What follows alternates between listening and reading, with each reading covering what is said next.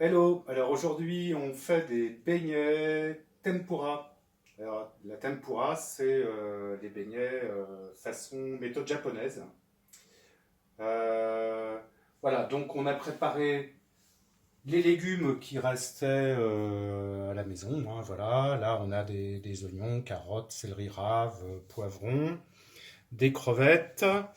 Et puis là on va tout de suite préparer alors, des herbes qu'on va frire également, hein.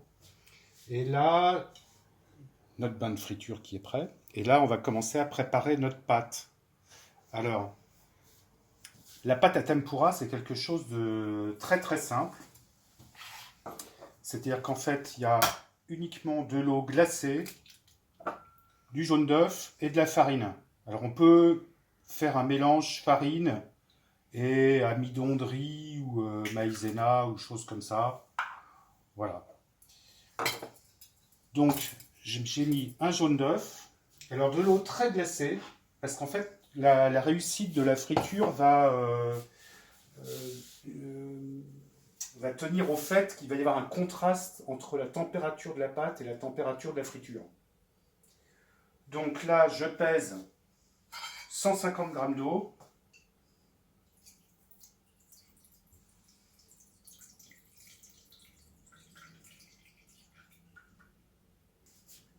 Voilà, bon, c'est un petit peu approximatif, c'est pas gênant.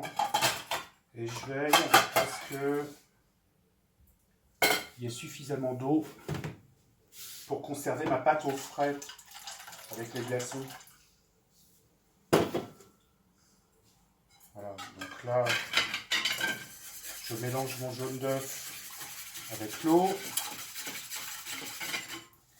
Et j'ai pris le temps de tamiser ma farine pour éviter de faire trop de grumeaux. Alors de ce que j'ai lu, parce que moi je ne suis pas un spécialiste de la tempura, hein, mais de ce que j'ai lu, il y a plusieurs philosophies concernant cette pâte. Il y a des personnes qui aiment bien qu'il y ait un petit peu de grumeaux, parce que ça fait quelque chose de... Comment dire, il y a des petites parties croustillantes, quoi. Alors, là j'avais 120 grammes de farine. Et en fait, j'en avais trop. L'idée, c'est de réussir à faire quelque chose qui ressemble à une pâte à crêpes en un peu plus liquide. Donc là, j'y suis pas du tout. Je suis beaucoup trop épais.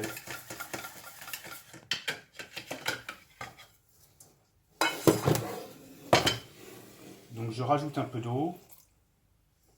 Puis on pèsera ce que j'ai pas mis comme farine, mais à mon avis, 100 grammes de farine, ça suffisait largement.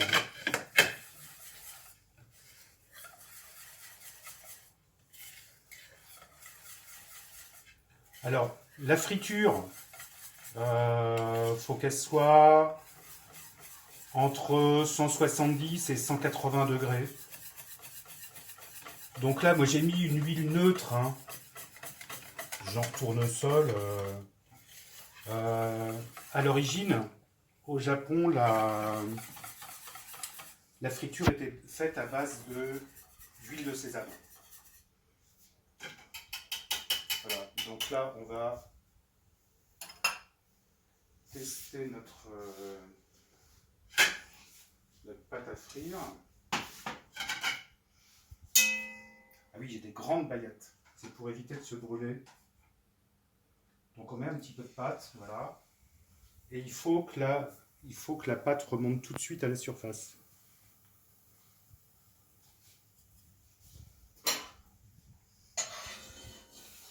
Donc ça, je vais l'enlever avec l'araignée. Hop. Et je vais commencer.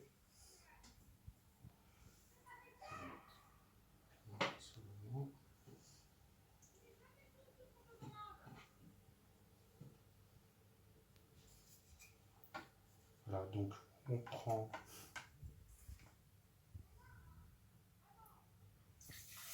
nos crevettes.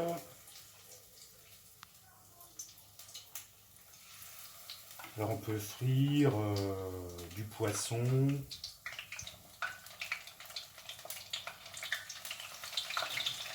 des petits morceaux de viande, on peut imaginer toutes sortes de choses. Hein.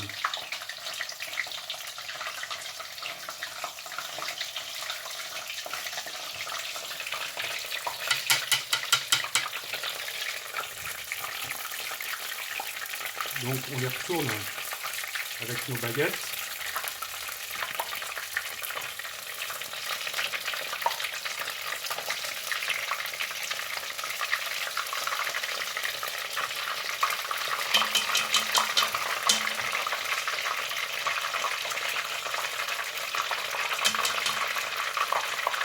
Et pendant ce temps-là,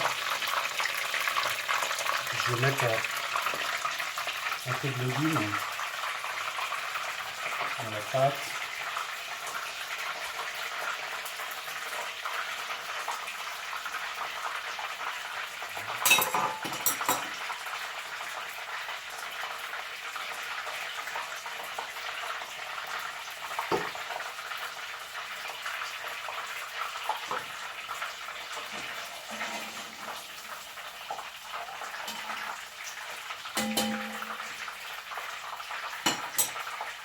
Alors on peut choisir d'avoir une coloration plus ou moins soutenue.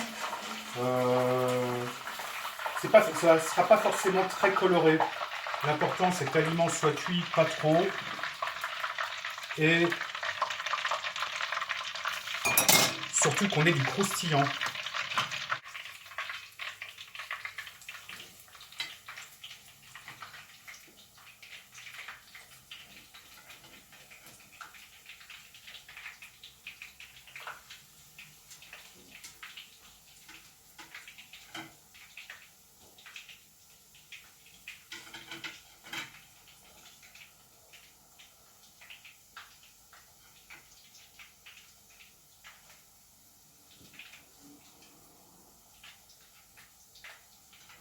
Alors on va pouvoir couper, je pense.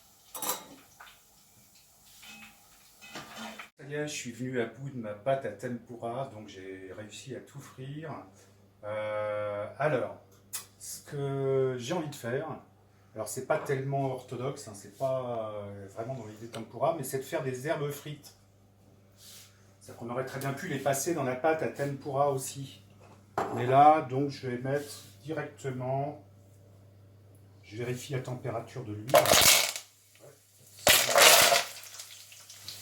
Je mets les herbes.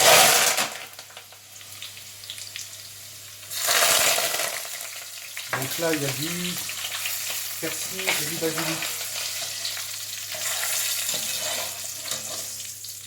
Et là, il faut obtenir un croustillant sans que les herbes brûlent. Donc là, voilà, hop, on arrête.